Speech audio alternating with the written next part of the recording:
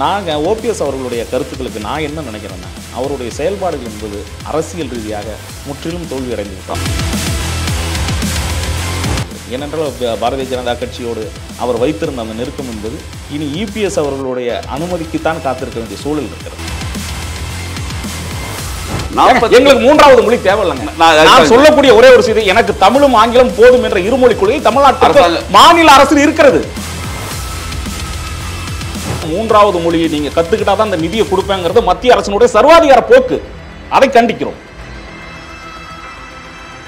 அடுத்து நான் என்ன சொல்றேன், ஒரு மொழியை கத்துக்கிறதுனால என்ன பிரச்சனை? ஒரு மொழியை கத்துக்காதனால எனக்கு என்ன பிரச்சனை? வேலை வாய்ப்புக்காக உதவ தேவையே கிடையாதுங்க. நான் தமிழ் ஆங்கிலம் முழுமையும் உலகம் முழுமையும் ஏற்றுக்கொண்ட ஆங்கிலம் இருக்கிறது. தமிழ் என் தாய்மொழி இருக்கிறது.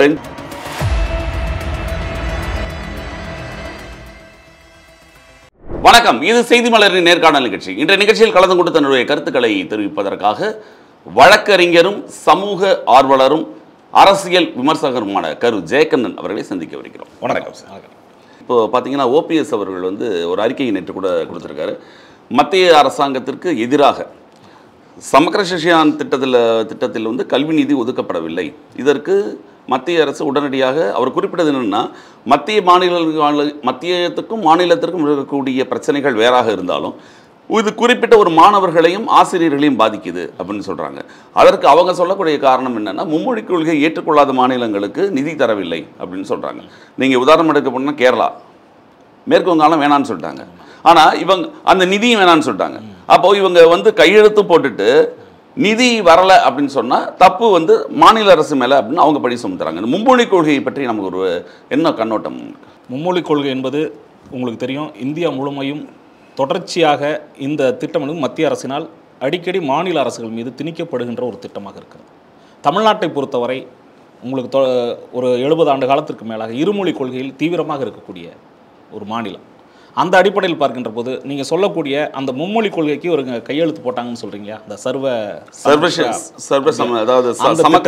ஆமாம், அந்த திட்டத்திற்கு இன்னும் சொல்லப்போனால் இவர்கள் முழுமையாக அன்றைக்கு இருந்த சூழலில் கையெழுத்து போட்டார்கள் என்றன. அது ஒரு எம்ஓயூன்னு சொல்லக்கூடிய புரிந்துணர்வு ஒப்பந்தம் தான். அது பின்னாடி மாத்தி தலைமை செயலாளர் கையெழுத்து போட்டாரு, நாங்க சிஎம் போடல, மினிஸ்டர் போடல. தமிழகத்துக்கு அந்த இந்திய கூட்டாட்சி தத்துவத்தின் கீழ் ஒருவேளை நீங்க கையெழுத்தே போட்டாலும் நாங்க உடனடியாக ஆதரிக்க வேண்டிய அவசியம் இல்லை. மாநில அரசுகிட்ட கல்வி திட்டத்தின் கீழ் இருக்கக்கூடிய மாற்றங்களை நான் திராவிட முன்னேற்ற கழக அரசுன்னு சொல்ல, எந்த அரசாக இருந்தாலும் நீங்கள் சொல்கிறீங்களே மேற்கு வங்க அரசு நிதியும் வேணாம், எங்களுக்கு திட்டமும் வேணாம், அது அவங்களுடைய முடிவு. அதே மாதிரி கேரளா உங்களுக்கு நல்லா தெரியும், தென்னிந்தியா முழுமைக்கும் இருக்கக்கூடிய மாநிலங்களில் குறிப்பாக அந்த இந்தி மொழியை ஏற்றுக்கொண்டதற்காக இன்றைக்கு கர்நாடக மாநிலம் எல்லாம் எதிர்ப்பு தெரிவிக்கின்றனர். இல்லை, உங்களுக்கு திருப்பி இதே சொல்றீங்க எல்லாரும். இதுல உங்களுக்கு மும்மொழி கொள்கையில இந்தி தான் முக்கியம்னு எந்த இடத்துல சொல்லுங்க? அங்க தேசிய கல்விக் கொள்கைகளை பார்த்தீங்கன்னா அவங்க சொல்லி எந்த மொழியானாலும் மூன்றாவது மொழின்னு சொல்லித்தான் வருவாங்க. நம்ம இதுக்கு ஏற்கனவே வருவாங்க, பின்னால செய்வாங்க அப்படிங்கிறது எழுதப்பட்டிருக்கு. அதான் தெளிவா எங்களுக்கு தெரியுங்க. தமிழ்நாட்டை பொறுத்தவரை அவர்கள் மும்மொழி என்று மூன்றாவது மொழி இந்தி மொழியைத்தான் கொண்டு வருவாங்க. அவங்க சொல்லல, அதுதான் அவங்களுடைய திட்டம். நீங்க நல்லா தெரிஞ்சுங்க, ஒவ்வொரு முறையும் அவர்கள் பேசுகின்ற பொழுது இந்தி மொழிக்கான முக்கியத்துவத்தை கொடுக்கல, நீங்க ஆங்கில மொழியை எடுத்துக்கிட்டீங்க, ஆங்கில மொழிக்கு மேல உங்களுக்கு அந்த அளவுக்கு ஈடுபாடு, இப்படிதான் சொல்றாங்களே ஒழிய வரக்கூடிய எந்த தேசிய தலைவராக இன்றைக்கு இத்தனை ஆண்டு காலம் தமிழில் பேசுவதற்கு முயற்சி செய்திருக்கிறாங்க. எங்களுக்கு மூன்றாவது மொழி தேவையில்லைங்க. நான் சொல்லக்கூடிய ஒரே ஒரு செய்தி, எனக்கு தமிழும் ஆங்கிலம் போதும் என்ற இருமொழி கொள்கை தமிழ்நாட்டுக்கு மாநில அரசு இருக்கிறது. அரசாங்க பள்ளிகள்ல இருமொழி கொள்கை தேவைன்றீங்க. தனியார் பள்ளிகளை அனுமதிச்சது யாரு? தனியார் பள்ளிகள் எத்தனை சதவீதம்? தனியார் பள்ளிகளை அரசு பள்ளி கல்விக் கொள்கையோடு ஏற்றுக்கொள்ள முடியாது. நீங்க தனியார் பேருந்துகள் அதிகமான வசதிகள் வைப்பாங்க, அதன் அரசு பேருந்துகளை கொண்டு வர. அப்போ தனியார் பள்ளியில படிக்கக்கூடிய மாணவன் கல்வி அறிவு அதிகமாகவும், இங்க அரசாங்க பள்ளியில படிக்கக்கூடிய மாணவன் கல்வி குறைவாக இருந்தா உங்களுக்கு ஒரு செய்தியை சொல்லிருங்க. அரசியலமைப்பு சட்டத்தின் கீழ் உங்களுக்கு தனியார் பள்ளிகளை நீங்கள் மத்திய அரசு கிட்ட இருந்து உங்களுடைய அனுமதி வாங்கி நடத்துவதை யாரும் தடை செய்ய முடியாது. நீங்க யாரு நடத்துறாங்கன்னு என்ன குற்றச்சாட்டு வேணா சொல்லிட்டு போங்க. அரசு பள்ளிகளுக்கு என்று கடந்த காலத்தில் என்ன இருமொழி கொள்கை? தனியார் பள்ளிகளை அனுமதித்தது எந்த அரசாங்கம்? எந்த அரசாங்கம் வேணா இருந்துட்டு போட்டோம், இருக்கட்டும். திராவிட முன்னேற்ற கழகம், அண்ணா திராவிட எல்லாரும் தான் அனுமதிச்சாங்க. நான் கேட்கிற கேள்வி இருமொழி கொள்கையால் தமிழ்நாடு ஏற்கனவே பலன் அடைந்தவை அதிகம் என்கின்ற போது எனக்கு மூன்றாவது மொழி தேவையில்லை. நீங்க எத்தனை நீங்க அரசாங்க பள்ளிகளில் போய் பார்த்திருக்கீங்க எனக்கு தெரியல. நீங்க பார்த்திருப்பீங்க. நாங்களாம் அரசு பள்ளியில் படிச்சு தான் வந்திருக்கோம். நம்மளும் அரசு பள்ளியில் படிச்சு வந்தோம். இன்றைக்கு இருக்கக்கூடிய நீங்க இந்த சென்னையில் இருக்கக்கூடிய அசோக் நகர்ல இருக்கக்கூடிய பள்ளி, திருச்சியில் இருக்கக்கூடிய ஒரு மெயின்ல ஒரு பள்ளி, அதெல்லாம் அதை வச்சு பெருமைப்படுத்த முடியாது.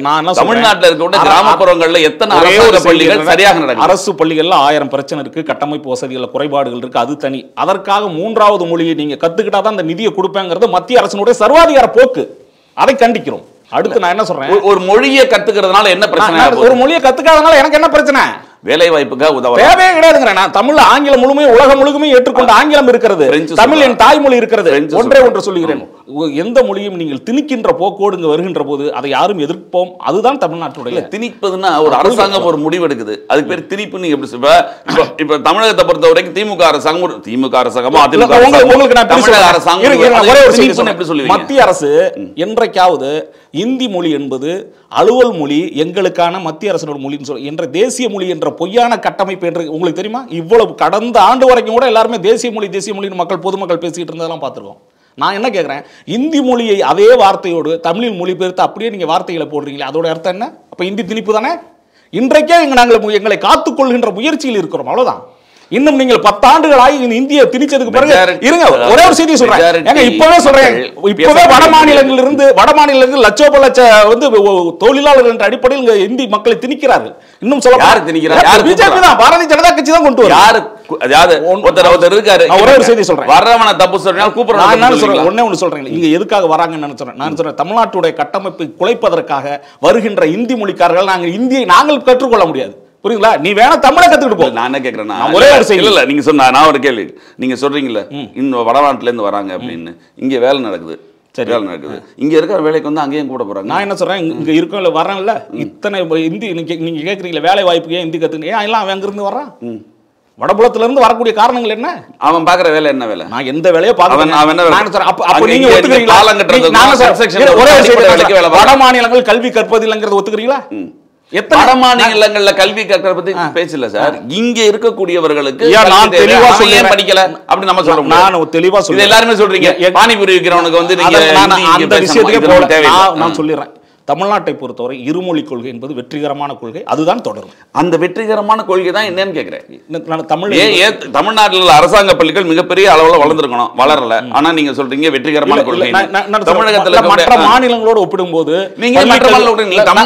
தமிழ்நாட்டுடைய பள்ளி கல்வித்துறை என்பதும் உயர்கல்வித்துறை சிறப்பாக செயல்படுகிறது. நீங்க வந்து நீங்க ஆய்வு பண்ணிக்கங்க, ஊடகங்கள் நீங்கள் ஆய்வு பண்ணுங்க. நான் சார் தமிழ்நாடு அரசு தவறு செய்கிறது என்றால் நான் உங்களுக்கு போவோம், உங்களுக்கு எத்தனை பள்ளிகளுக்கு இருக்கட்டுங்க, நான் என்ன குறைபாடுகள் இருந்தால் சுட்டி காட்டுங்கள், அதற்காக இன்னொரு மொழியை ஏற்றுக்கொள்ள முடியாது. நான் கேட்கிறேன், இங்க அடிப்படை கட்டமைப்பு வசதி இல்லை அப்படிங்கறத ஒத்துக்கிறீங்க. நான் என்ன சொல்றேன், அதை சரி செய்வதற்கு ஒரு அரசாங்கம், எந்த அரசாங்கம் அரசுங்கிறது பல்லாயிரக்கணக்கான பள்ளிகள், லட்சக்கணக்கான அதுதான் அரசு. அது அரசு என்பது பள்ளி மாணவர்களிடம் வந்து நீங்க கல்வி கட்டணம் வசூலிச்சு செய்யறதில்லை, இது சர்வீஸ் மோடோடு செய்யப்படுகிறது. சேவை கட்டணமாக நீங்க வசூலிக்க முடியாது. அந்த அடிப்படையில் போன்று தமிழ்நாட்டுடைய பள்ளி கல்வித்துறை என்பது உயர்கல்வித்துறை என்பதும் மிக சிறப்பாக செயல்படுகின்றன. ஒரே ஒரு சின்ன உதாரணம் செய்தி, 3வது மொழி என்ற பெயரில் இங்கு வந்து நீங்க வந்து மக்களிடையே ஒரு குழப்பத்தை ஏற்படுத்துவதும் மத்திய அரசு ஒரே ஒரு செய்தி, மத்திய அரசு மீண்டும் மீண்டும் அரசு பள்ளிகளுக்கு வந்து என்னமோ ஆதரவா இருக்கிற மாதிரி தகவல். நான் என்ன சொல்றேன், உங்களுக்கு ஒரே ஒரு செய்தியை சொல்லிடுறேன். மத்திய அரசின் பள்ளிகளாக செயல்படும் இந்த கேவி எல்லாம் இருக்கு இல்லையா, கேந்திரிய, அங்க தமிழை படிக்கிறதுல என்ன காரணம் சொல்லுங்க? ஏன் அங்க இருக்கக்கூடிய தமிழே கிடையாதுங்க. திமுக நீங்க போய் பாருங்க, திமுக வந்து பள்ளிகள் நடத்துறாங்கன்னு சொல்லுவீங்க. அரசு பள்ளிகளை பேசுறேன். அரசு மீது உங்களுக்கு மத்திய அரசுக்கு தமிழ்நாட்டு மீது அக்கறை இருந்தால் நாங்க நடத்துகிற எங்களுடைய மண்ணில எங்களுடைய இடத்தை பயன்படுத்தி நீங்க வச்சிருக்கீங்க. நான் சொல்றேன், அங்க இருந்து நான் ஒரே ஒரு செய்தி சொல்றேன், இருக்கக்கூடிய பாரதிய ஜனதா அரசு மீது எங்களுக்கு நம்பிக்கை இல்லை, வேற எந்த மொழியும் ஏத்துக்க மாட்டோம், அவ்வளவுதான். இது நீங்க அரசியல் காரணம், அரசியல் காரணம் தான், அரசியல் காரணமா சொல்றீங்க. ஏத்துக்க மாட்டோம். பாரதிய ஜனதா கட்சி கொண்டு வருகின்ற திட்டத்தோடு உள்நோக்கத்தோடு அதுக்கு ஒரு சின்ன விஷயம் சொல்றேன். இங்க இருக்கிற இங்க தமிழகத்தை பத்தி பேசும்போது திமுக தேவையில்லைங்க, இங்க அரசாங்கம் தான் அப்படின்றீங்க. அது மாதிரி பாரதிய ஜனதா கட்சி தேவை, அது அரசாங்கம். மத்திய அரசு ஒருவேளை நீங்க சொல்ற மாதிரி காங்கிரஸ் அரசோ மற்ற அரசுகளோ வருகின்றது, அது மும்மொழி கொள்கை இது போன்ற இந்த திணிப்பையும் கிளிப்பு நாங்க சொல்றேன். பாரதிய ஜனதா இருக்கட்டும், பாரதிய ஜனதா கட்சி வருகின்ற பொழுதெல்லாம் இது போன்ற திட்டங்களை திணிப்பதிலேயே முக்கியமாக நான் இதான் சார் சொல்றேன். நீங்க சொல்லக்கூடிய இப்ப என்ன இந்த ஒரு பிஜேபி மேல இருக்கக்கூடிய சொல்லக்கூடிய விஷயங்கள் எல்லாம் இது ஆரம்பிச்சது பூரா காங்கிரஸ். ஜிஎஸ்டி கொண்டு வந்தது காங்கிரஸ், நீட்டு கொண்டு வந்தது காங்கிரஸ். நீங்க சொல்றீங்களே மத்திய அரசினுடைய திட்டங்கள், எத்தனையோ திட்டங்களை தமிழ்நாட்டுக்கு நீங்க வந்து வரவிடாம பண்றீங்க. இத்தனை 10 ஆண்டுகளுக்கு மேல எய்ம்ஸை கொண்டு வர முடியல உங்களால. தமிழ்நாட்டுக்கு வரும்போதெல்லாம் வாயிலே வட சுடரை வந்து பிரதமரும் உள்துறை அமைச்சரும் வாடிக்கை வச்சிருக்காங்க. இந்த சூழலில் என்றைக்காவது தமிழ்நாட்டு மீது உண்மையான அக்கறையோடு பேசியிருக்கிறார்களா? வருகின்ற போதெல்லாம் அரசியல் பேசுகின்ற அரசு நிகழ்ச்சிகளை தவிர தமிழ்நாட்டிற்கு என்று என்ன திட்டங்களை கொண்டு வந்தீர்கள் கேட்போமா இல்லையா? ராஜராஜ சோழன் ராஜேந்திர சோழன் விழா எடுத்துட்டா போதுமா? ராஜேந்திர சோழன் விழா எடுத்துட்டா போதுமா? அதாவது நீங்க அதை செஞ்சா அது மட்டும் செஞ்சா போதும். நான் என்ன கேக்குறேன், வரலங்கிறீங்க. நேரடியாவே கேக்குறேன். பாரதிய ஜனதா இன்றைக்கு ஆட்சியில் இருக்கும்போது மற்ற மாநிலங்கள், நீங்க பீகாருக்கு ஒதுக்குறீங்க, மற்ற மாநிலங்களுக்கும் ஒதுக்குங்க தவிர தமிழ்நாட்டிற்கு உள்ளபடியே நீங்கள் ஒதுக்கிய நிதி என்ன? இந்த கிட்டத்தட்ட 11 ஆண்டுகளுக்கு மேல உங்களுடைய ஆட்சி நடந்திருக்கு. இந்த 11 ஆண்டுகளில் பாரதிய ஜனதா கட்சி தமிழ்நாட்டிற்கு என்று கொண்டு வந்த திட்டங்கள் என்ன? மீண்டும் மீண்டும் உங்களுடைய எந்த கட்சி இங்கு நிலை பெற முடியவில்லை என்று வருத்தப்படுகிறீர்களே தவிர மத்திய அரசாக இருந்து கொண்டு வந்த திட்டங்கள் என்ன? ஒரு வெள்ளை அறிக்கை வெளியிடுங்க. அப்பதானே உங்களுக்கு மக்களுக்கு நீங்க பாரதிய ஜனதா அரசு என்ன செய்யுது அவங்க திருப்பி கேக்குறாங்க. அவங்க என்ன கேக்குறாங்கன்னா, நீங்க இந்த ஜிஎஸ்டி பிரச்சனையே ரெண்டு பக்கமும் சொல்றாங்க. அந்த மாநில அரசுக்கு எவ்வளவு போகுது, மத்திய அரசுக்கு எவ்வளவு போகுது அப்படின்னு சொல்றாங்கல்ல, அது உண்மை நிலைமை. நிர்மலா சீதாராமன் ஒரு கருத்தை சொல்றாரு, உடனே இங்கே கூட நிதியமைச்சர் அந்த கருத்து தவறுங்கிறாரு. உண்மை நிலை என்ன அப்படின்னு ஒரு கேள்வி வரும். நீங்க கேட்ட கேள்வி மும்மொழி கொள்கைக்கான காரணங்களை சொல்லியாச்சு, மத்திய அரசோட திட்டங்களை சொல்லியாச்சு. நம்ம அதே பேசிடுவோம். இல்ல நீங்க மத்திய அரசோட திட்டங்கள் சொல்லும்போது அதை நான் திருப்பி கேட்கணும்ல, அதுக்கான மத்திய அரசு இதுவரை தமிழ்நாட்டிற்கென்று கொண்டு வந்த சிறப்பு கூறுகள் திட்டம் என்ன, இதுவரை தமிழ்நாட்டிற்கென்று ஒதுக்கி இருக்கிற நிதி என்ன என்பதை நான் நேரடியாக சவால் விடுகிறேன். மத்திய அரசு, பாரதிய ஜனதா அரசு இந்த தமிழ்நாட்டுக்கு கொண்டு வந்த உண்மையான வெள்ளை அறிக்கையை வெளியிடட்டும். அதன் பிறகு தமிழ்நாட்டை ஆளுவதா இல்லைன்னு முடிவு செய்யட்டும். அவங்க ஆள்றாங்களா ஆள்லையான்றது நமக்கு அவசியம் இல்லாது. நம்ம அதெல்லாம் கேட்கவே இல்லை. பாரதிய ஜனதா கட்சிக்கு மிக பெருசாக இங்கே வளர்ச்சி அடைந்து தமிழ்நாட்டை ஆளணும் அப்படின்னு ஆசைப்படலை. நமக்கு அது தேவையில்லை. நான் என்ன கேட்கிறேன்னா இங்க இருக்கக்கூடியவர்கள் மும்மொழி கொள்கையை எதிர்ப்பதற்கான காரணம் முதல்ல இன்னொன்னு அதுல ஒண்ணு நீங்க எதிர்க்கிறீங்க, உங்களுடைய பாயிண்ட் சரியா இருக்கலாம், நான் சொல்லலை. இங்க இருக்கக்கூடிய ஆட்சியாளர்கள் எதிர்க்கிறாங்கல்ல, அவங்க எத்தனை பேர் தனியார் பள்ளி நடத்துறாங்க, எத்தனை பேர் நடத்துற பள்ளியில தமிழ் இருக்கு, அது மட்டும் கொஞ்சம் விளக்குங்க. நான் என்ன சொல்றேன், தனியார் பள்ளிகள் நான் வரிசையா பேர் சொல்றேன். ஒரே ஒரு செய்தி, தனியார் பள்ளிகள் நடத்துவது எங்கேயும் தடை செய்யப்பட்டிருக்கிறதா? நீங்க அதான் சொல்றேன். இங்க தமிழகத்தை பொறுத்தவரைக்கும் 1975 தான் நீங்க தானே மத்திய அரசு இங்க நடத்தக்கூடிய தனியார் பள்ளிகள் ஏதாவது முறைகேடுகள் இருந்தா அதிகாரம் முறைகேடுகளை சொல்லல. நான் அங்க கல்வி தமிழ் இல்லாத எத்தனை பள்ளிகள் நான் சொல்றேன். எந்த ஒரு உங்களுக்கு ஒரு தனி மனிதனும் அவர் வந்து எந்த கட்சியில் இருந்தாலும் தனிப்பட்ட முறையில் தொழில் செய்வதை யாராலும் தடை செய்ய, மதுபான ஆலைகள்ல இருந்து எல்லாமே தடை செய்ய முடியுமா? கிடையாது. தடை செய்ய முடியும்னா அதான் சார். அதாவது தார்மீகம்னு ஒண்ணு இருக்குல்ல, நான் பேசுறது தார்மீக ரீதியாக அதுக்கு அனைத்து விதமான அதிகாரங்களும் இருக்கிறது. நான் சொல்றேன், நீங்க சொல்லக்கூடிய திராவிட முன்னேற்ற கழக ஆளுமைகள் நடத்தக்கூடிய பள்ளிகளா இருக்கட்டும், குடும்பங்கள் நடத்தக்கூடிய பள்ளிகளா இருக்கட்டும், ஏதேனும் முறைகேடுகள் நடந்திருந்தால் நடவடிக்கை எடுங்க. நான் சொல்றது முறைகேடு நீங்க நேரடியா சொல்லுங்க. தமிழ் அங்க வந்து அங்க கத்து இல்ல இல்ல நானே சொல்றேன், அதை நீங்க வெளிப்படையா சொல்லுங்க. அதுக்கு பிறகு அதை விவாதமாகட்டும். நாங்க முதல்வர் குடும்பம் நடத்தக்கூடிய சன்ஷைன் பள்ளியில ஒரே ஒரு தமிழ் கிடையாது. திராவிட முன்னேற்ற நான் சொல்றேன் நேரடியா சொல்றேன், திராவிட முன்னேற்ற கழகமே தமிழுக்கு எதிராக இருந்தாலும் தமிழ்நாட்டு மக்கள் வந்து பாத்துக்கிட்டுலாம் இருக்க மாட்டாங்க. நீங்க சொல்றது ஒரே ஒரு செய்தி, ஓட்டு போடுறாங்க. இல்ல ஓட்டு போடுறது மட்டும் கணக்கு பண்ணிடாதீங்க. ஓட்டு போடுறது வந்து திராவிட முன்னேற்ற கழகம், அண்ணா திராவிட முன்னேற்ற கழகம் தான் போடுறாங்க. அதை மாத்தி மாத்தி தான் போடுவாங்க. வேற என்ன செய்தி மாற்று கட்சிகளுக்கு வந்துட முடியுமா? நான் கேட்கறது என்னன்னா, குறைந்தபட்சமாக இங்க இருக்கக்கூடிய திட்டங்கள் செயல்படுத்தப்படுவதால் தான் தமிழ்நாட்டு மக்கள் திராவிட முன்னேற்ற கழகத்தை, அண்ணா திராவிட முன்னேற்ற ஆட்சிக்கு வருகிறார்களே தவிர மற்றபடி அவர்கள் கொள்கை சார்ந்து அல்ல என்பது என்னுடைய கருத்து. ஆமா, அதிமுக திமுகவை எதிர்த்ததனால் மட்டுமே அதிமுக உருவானது. கொள்கை வேறுபாடு கிடையாது. எங்களை பொறுத்தவரை நான் இன்னும் சொல்லுகிறேன், தமிழ்நாட்டு மக்களுடைய நலனுக்காக நான் பேசுகின்றவன். அந்த அடிப்படையில் திராவிட முன்னேற்ற கழகம், அண்ணா திராவிட முன்னேற்ற எதிரெதிர் அரசியல் செய்தாலும் தமிழ்நாட்டினுடைய கட்டமைப்பு வசதிகளை மேம்படுத்தியதில் இரண்டுக்குமே மிகப்பெரிய 2 பேர் தான் ஆட்சியில் இருந்தாங்க. அதனாலதான் சொல்றேன், மிகப்பெரிய பங்கு. அதுக்கப்புறம் 69க்கு அப்புறம் 67க்கு அப்புறம் 2 பேர் தான் ஆட்சியில் இருந்தாங்க. நான் என்ன சொல்றேன்னா, மத்திய அரசு கிட்ட இருந்து பெரிய அளவுல திட்டங்கள் கிடையாது, மத்திய அரசினுடைய ஆதரவு இல்லை. அதையும் தாண்டி தமிழ்நாட்டு வளர்ச்சி பாதையில் இருக்கிறது என்றால் இந்த 2 கட்சிகள் தான் காரணம். வேற எந்த நான் என்ன சொல்றேன், நாட்டோட நல்லதுக்கு இந்த கட்சிகள் காரணம், சட்டம் ஒழுங்கு சீர்கேடு போன்றவர்களுக்கு இந்த கட்சிகள் தான் காரணம். சட்டம் ஒழுங்கு சரியாக செயல்படவில்லை என்றால் அது குறித்து பேசுவோம், அது குறித்து நாங்கள் செயல்படுறது மக்களுக்கு வந்து அரசு கிட்ட சுட்டி காட்டுவோமே ஒழிய, நான் என்ன சொல்றேன், அரசினுடைய முழுமையான கட்டமைப்பு வசதியை நீங்கள் குறை சொல்ல முடியாது. என்ன கட்டமைப்பு வசதிகள் சிறந்தா இருக்கு? போக்குவரத்தா இருக்கட்டும், உங்களுக்கு வந்து இது பஸ் வந்து எப்படி இருக்கு, பேருந்துகள் இருக்கட்டும். நான் என்ன சொல்றேன், ஊழல்ன்றாங்க. குக்கிராமங்களுக்கு கூட சாலை வசதிகள் இருக்கிறதா இல்லையா? அதான் இப்ப பார்க்கணும். நான் என்ன சொல்றேன், அரசியல் பேசுகின்ற அரசியலை பேசுவோம், திட்டங்களை மட்டும் பேசுவோம். நீங்க கன்னியாகுமரியிலிருந்து இப்போ நேரடியாக இந்த ரோடு போட்டு 4-வே ரோடு போட்டிருக்காங்க இல்லையா, டோல் ரோடு எல்லாமே வாஜ்பாய் கவர்மெண்ட்ல போட்டது. இருக்கட்டுமே, சாலை வசதிகள் சாலை வசதிகள் என்று போடுவது நெடுஞ்சாலையுடைய திட்டங்கிறப்ப தமிழ்நாட்டு அரசு நீங்க சொல்றீங்களா அவங்களுடைய கடமைங்கிறீங்களா, அதே மாதிரி தானே மத்திய அரசுடைய கடமை. அதான் நீங்க மத்திய அரசு கடமைன்னு சொல்றதுனால தமிழக அரசு கடமை அதுக்காக சொல்றேன். தூத்துக்குடிக்கு வந்து நிகழ்ச்சிக்கு வந்து ஒரு பிரதமர் சொல்றாரு, இந்த மாதிரி இத்தனை ஆண்டுகள் இவ்வளவு நிதி நாங்க காங்கிரஸோட 3 மடங்கு நிதி கொடுத்துருக்கோம். நீங்க அவர் சொன்னது அத்தனையுமே வழக்கமாக நெடுஞ்சாலைத்துறையினாலும் இன்னும் சில விமான நிலைய விரிவாக்கம், ரயில், இதெல்லாம் வழக்கமாக செயல்படுகின்றது தான். நீங்க எந்த ஆட்சி வந்தாலும் செஞ்சுதான் ஆகணும். அதை வந்து நாங்க வந்து 3 மடங்கு அது எல்லாமே தமிழகத்துக்கு பொருந்தும். நான் சொல்றேன், இப்போ தமிழகத்துக்கும் என்னென்ன பொருந்தும்னா ஒரு சில திட்டங்கள் செயல்படுத்தப்படவே வேண்டும். இதை நீங்க சிறப்பு திட்டம் சொல்ல முடியாது. நான் என்ன சொல்றேன், அதை பத்தி பேசவே கூடாதுன்னு தான் நான் சொல்றேன். நான் சொல்றேன், வழக்கமா வந்து நடைமுறையில் இருக்கக்கூடிய திட்டங்கள் தான். நீங்க புதிதாக கொண்டு வந்த திட்டங்களை பேசுங்கள், புதிதாக நிதி ஒதுக்கி இருந்தால் பேசணும். இன்னொன்று, மக்களுக்கான திட்டங்களை கொண்டு வருகின்ற போது மக்களை பாதிக்காத வண்ணம் கொண்டு வர வேண்டும் என்பதுதான் நம்முடைய கருத்து. நீங்க சொல்றதெல்லாம் ஒத்துக்கிறேன் சார். நான் தமிழகத்தில் பொறுத்த வரைக்கும் கேட்கும் பொழுது இங்கு இருக்கக்கூடிய ஆட்சிகள் மேல் பல்வேறு விமர்சனங்கள் இருக்கு. அது நீங்க ஒத்துக்கிறீங்களா? விமர்சனங்கள் இல்லாத ஆட்சிகள் கிடையாது, விமர்சனம் இல்லைன்னா ஆட்சியே கிடையாது. அதுதான் என்னோட கடும் விமர்சனங்கள் இருக்கு. சட்டம் ஒழுங்கு இருக்கு, காவல்துறை லாக்அப் எல்லாமே இருக்குன்னு தான் நானும் சொல்றேன். 25 மரணங்கள் நடந்திருக்கு 4 வருஷமா திமுக ஆட்சி பொறுப்பேற்றதுல இருந்து. அந்த நீங்க சொல்லக்கூடிய அதற்கு ஆட்சி, எந்த ஆட்சி இருந்தாலும் அதற்குரிய நடவடிக்கை எடுக்க வேண்டும் என்பதுதான் நம்முடைய கோரிக்கை. திராவிட முன்னேற்ற கழகமும் சட்டம் ஒழுங்கு பிரச்சனையில் முழுமையாக அதிமுக ஆட்சியில் நடக்கும் பொழுது இங்க இருக்கக்கூடிய பல்வேறு போராளிகள்லாம் சும்மா இருந்தாங்க. இப்போ வந்து திமுக ஆட்சி வந்து அந்த போராளிகள் வந்து எந்த விதமான போராளிகள்ங்கிறது நீங்க யார் கருத்து வச்சிருக்கு சொல்ற, உண்மையான போராளிகள் அந்த எந்த கருத்தாலும் சொல்லிட்டு தான் இருக்காங்க. அதாவது கொலை என்பது யாரை செய்திருந்தாலும் அது கொலைதானே தவிர, அது காவல்துறையாக இருந்தாலும் இந்த தனிப்பட்ட சமூக விரோதிகள் இருந்தாலும் கொலையை யாரும் நியாயப்படுத்தி விட முடியாது. திராவிட முன்னேற்ற கழகத்தினுடைய செயல்பாடுகளில் அது குறை என்றால் குறை என்று சொல்லலாம், தவறு கிடையாது. அதே நேரத்தில் அவர்களுடைய ஆட்சி காலத்தில் நடைபெற்ற இந்த நீங்கள் சொல்லக்கூடிய அதிமுக ஆட்சியில் நடந்த திமுக ஆட்சியில் நடந்த தவறுகளை, குற்றங்களை அரசு வந்து அந்த காவல்துறையினுடைய தோல்வியாகத்தான் ஒப்புக்கொள்ள வேண்டும். அதான் சார், காவல்துறை அதாவது காவல்துறை எந்த ஆட்சியாக இருந்தாலும் இது நீங்க அதிமுக இருக்கும்போது குறை சொன்னவங்க திமுக இருக்கும்போது குறை சொல்ல மாட்டேன்றாங்களே ஒரு கேள்வி எல்லாரும் பொதுப்படையில் வைக்கிறது தானே. இல்ல, இதை நான் என்ன சொல்றேன்னா, சமூகத்தில் நடைபெறுகின்ற தவறுகளை, இன்னும் சொல்ல போனால் குற்றங்களை தடுப்பதற்கான முயற்சியில் தான் ஒரு அரசு ஈடுபடும். நடந்ததற்கு பிறகு அது குறித்து அரசு பொறுப்பேற்கத்தான் முடியுமே ஒழிய அதை முழுமையாக தடுப்பதற்கான வாய்ப்புகள் இல்லை. முழுமையாக தடுக்க எப்படி முடியாதுன்னு சொல்றீங்க? நீங்க அன்றைக்கு நடவடிக்கை எடுத்திருந்தால் அடுத்த பின்விளைவாக இன்னும் நடந்திருக்காது அப்படிங்கிறது உண்மை இல்லையா?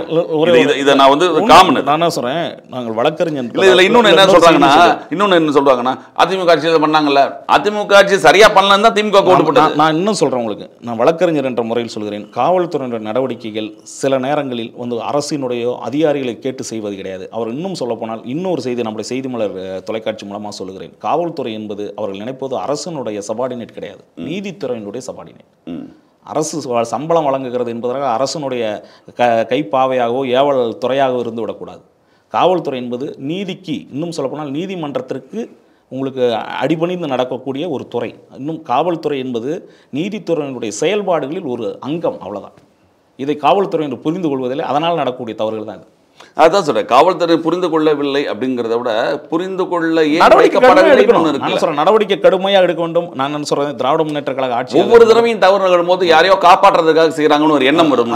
அதுதான் தவறுங்க. நான் சொல்றேன், உங்களுக்கு நேரடியாக ஒரு காவல்துறையினர் தவறு செய்தால் அவர் மீது நேரடியாக நடவடிக்கை எடுக்கும் பட்சத்தில் மக்களுக்கு நம்பிக்கை இருக்கும். அந்த இடத்துல நீங்க அந்த இடத்துல தப்பிக்க வைக்க பார்த்தாங்கன்னு வச்சுக்கோங்களேன், நம்பிக்கை தான் போகும். அது எந்த அரசாக இருந்தாலும் அது போன்ற செயல்பாடுகள் செய்கின்ற போது மக்கள் அதை எதிர்ப்பார்கள், இன்னும் ஆட்சிக்கு எதிரான விமர்சனமாக மாறும். ஓபிஎஸ் அவரோட கண்டன அறிக்கையில தான் ஆரம்பிச்சது. ஓபிஎஸ் அவர்கள் அதாவது மத்திய அரசின் மேல ஒரு கண்டனம் தெரிவிக்கிறது என்பதே மிகப்பெரிய விஷயம். ஏன்னா அதிமுக போன்றவர்கள், அதிமுக டிடிவி தினகரன், சசிகலா இவர்கள் எல்லாருமே ஒரு பக்கம் அப்படின்னு நம்ம நினைச்சிட்டு இருக்கோம். அவர் ஒரு விரக்திகளோட வெளிப்பாடு கூட செஞ்சிருக்கலாம் இல்லையா? அவர் மாநாடு ஏதோ அறிவிச்சிருக்காரு. ஆனால் அவர் நிலைமை கொஞ்சம் பரிதாபமாக தான் இருக்குது. அதாவது ஓபிஎஸ் அவர்களை பொறுத்தவரை உங்களுக்கு நல்லா தெரியும், மத்திய அரசு குறிப்பாக பாரதிய ஜனதாவோடு கடந்த வாரம் வரைக்குமே அவருடைய நேரடியாக நெருக்கமாக இருந்தவர் தான். பிரதமரை சந்திப்பதற்கான நேரம் கேட்கின்ற போது அவருக்கு அது தரப்படவில்லை என்பதால் நீங்கள் சொல்வது போல விரக்தியில் பேசியிருக்கலாம். இதே போன்று அண்ணன் ஓபிஎஸ் அவர்கள் தமிழ்நாட்டின் மீது உண்மையான அக்கறையோடு கடந்த காலத்தில் பேசியிருந்தால் அவர் மீது இது போன்ற குற்றச்சாட்டுகள் வந்திருக்காது. இன்னும் சொல்லப்போனால் புரட்சித் தலைவி ஜெயலலிதா அம்மையாரால் 2 முறை நம்பிக்கையாக முதலமைச்சராக ஆக்கப்பட்டவர். அதுபோல் அடுத்த கட்டமாக துணை முதலமைச்சராக இபிஎஸ் அவரிடம் இருந்தவர் நாங்கள் ஓபிஎஸ் அவர்களுடைய கருத்துக்களுக்கு நான் என்ன நினைக்கிறேன்னா, அவருடைய செயல்பாடுகள் என்பது அரசியல் ரீதியாக முற்றிலும் தோல்வி அடைந்து விட்டதாக கருதுகிறேன். ஏனென்றால் பாரதிய ஜனதா கட்சியோடு அவர் வைத்திருந்த அந்த நெருக்கம் என்பது இனி இபிஎஸ் அவர்களுடைய அனுமதிக்குத்தான் காத்திருக்க வேண்டிய சூழல் இருக்கிறது. இல்லை, அவங்களுக்கு அதான மெயின். இங்கே நம்ம அங்கே ஒரு கட்சியை பலமாக வச்சுருக்காங்க, வெற்றி தோல்விங்கிற ரெண்டாவது. ஆனால் அமைப்பு ரீதியாக வந்து இங்கே பிஜேபிக்கு ஸ்ட்ராங் இல்லை அப்படிங்கும் பொழுது அமைப்பு ரீதியாக பலம் கொண்ட அதிமுகன்றது அவங்களுக்கு தேவைப்படுது. நான் இன்னொரு செய்தியும் சொல்லிடுறேன். இன்றைக்கி அண்ணன் ஓபிஎஸ்க்கு ஏற்பட்ட அதே நிலைமை இபிஎஸ்க்கும் ஏற்படலாம். தமிழ்நாட்டை பொறுத்தவரை பாரதிய ஜனதா கட்சிக்கு கால் ஊன்றுவதற்கு ஒரு மிகப்பெரிய இயக்கம் தேவை. அது அண்ணா திராவிட முன்னேற்ற கழகமாக இருக்கும்போது அதை பயன்படுத்துவதற்கான முயற்சிகளில் அது இயற்கை தான். ஒரு கட்சியை தான் பலப்படுத்துவதற்கான எல்லா வேலைகளும் செய்யதான் செய்யும். இதே போன்ற நிலைமை இன்னும் 5 ஆண்டுகள் இபிஎஸ் அவர்களுக்கும் ஏற்படலாம். அதற்கான முன்னோட்டமாகத்தான் ஓபிஎஸ்ஐ பார்த்து இபிஎஸ் அவர்கள் மாற்றிக்கொள்வது நல்லது. பாரதிய ஜனதா கட்சி எங்கு வைக்க வேண்டுமோ அங்கு வைக்க வேண்டும். கூட்டணியில் இருந்தாலும் கூட இபிஎஸ் என்கின்ற அந்த ஆளுமையாக இருந்து பாரதிய ஜனதா கட்சி இந்த பேசுகின்ற அந்த கூட்டணி ஆட்சி குறித்தெல்லாம் தெளிவான விளக்கங்கள் சொல்ல வேண்டுமே தவிர, பாரதிய ஜனதா கட்சிக்கு ஒருவேளை இபிஎஸ் அவர்கள் மிகப்பெரிய இடம் கொடுத்து விட்டால், இன்றைக்கு பாண்டிச்சேரியில் நடைபெற்றது போல காங்கிரஸ் ஆட்சியை கவிழ்த்து விட்டு பாரதிய ஜனதா கட்சி ஆட்சி வந்தது. உங்களுக்கு ஒரு பிரச்சனையும் இல்லை, நீங்கள் சொல்லிட்டு போயிருவீங்க அங்கே ஏகப்பட்ட ரைடு அங்கே பிரச்சனை எல்லாத்தையும் அணுகத்தான். நான் என்ன சொல்கிறேன், அண்ணா திராவிட முன்னேற்ற கழகம் வந்து ஆளுமையாக இருக்க வேண்டும், பாரதிய ஜனதா கட்சியோடு கரைந்து விடக்கூடாது என்றால் இபிஎஸ் அவர்கள் அவர் எடுக்க வேண்டிய முடிவு என்பது இந்த ஓபிஎஸ்ஐ பார்த்து கற்றுக்கொள்ள வேண்டும். மிக்க நன்றி. தமிழகத்தில் உள்ள அரசியல் நிலவரங்கள் மற்றும் மும்மொழி கொள்கை, அதை பற்றி உங்களோட பார்வை, தமிழக அரசின் செயல்பாடுகள், இவற்றை பற்றி எங்கள் விளக்கி கூறியதுக்கு மிக்க நன்றி. நிகழ்ச்சியில் கலந்து கொண்டு தங்கள் மேலான கருத்துக்களை தெரிவித்ததற்கு நன்றி.